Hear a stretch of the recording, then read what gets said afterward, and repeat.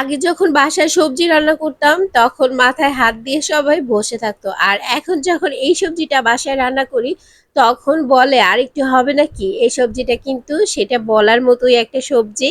আসসালামু আলাইকুম, কেমন আছেন সবাই? সবাইকে ওয়েলকাম করছি আমার চ্যানেল এবং পেজে। কেমন আছেন সবাই? আলহামদুলিল্লাহ, আমি ভালো আছি।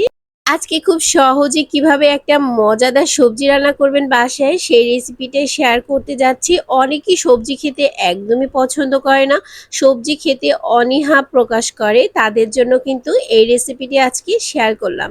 একবার হলো বাসায় এভাবে সবজি তৈরি করে দেখবেন, সবাই চেটে পুটে একদম খেয়ে নিবে, এতটা মজা হয়ে থাকে।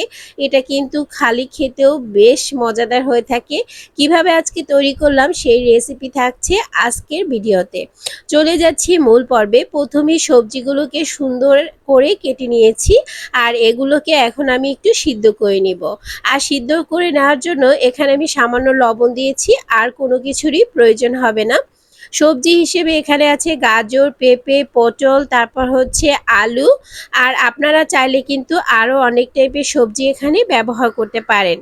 শীত যেহেতু চলে এসেছে, শীতের সময় কিন্তু অনেক টাইপের সবজি পাওয়া যায়, তখন কিন্তু এই সবজিটা রান্না করে নিতে পারেন।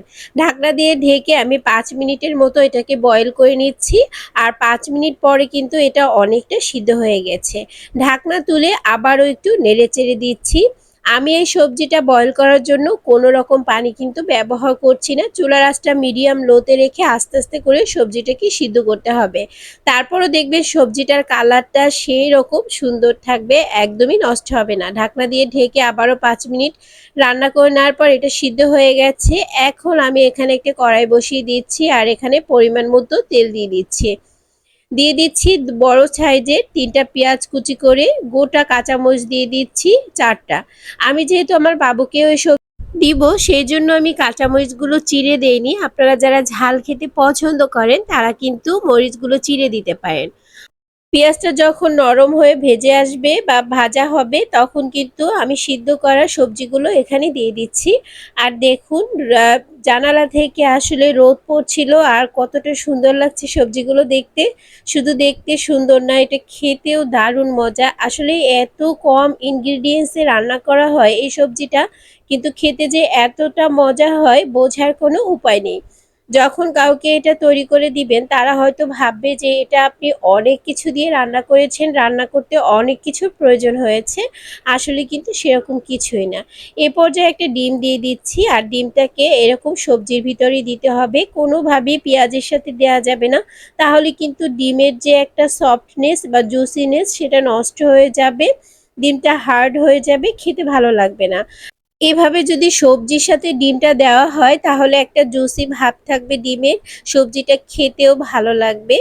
হোটেল বা রেস্টুরেন্টগুলোতে কিন্তু এই সাদা সবজিটার আসলে চাহিদা তুঙ্গে বলা যায়।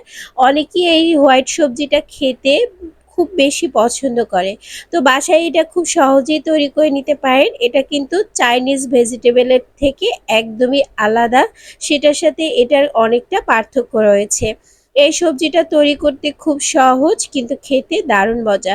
তো এই সবজিটা বাসায় তৈরি করবেন, আর অবশ্যই আমার সাথে শেয়ার করবেন যে কেমন হয়েছিল।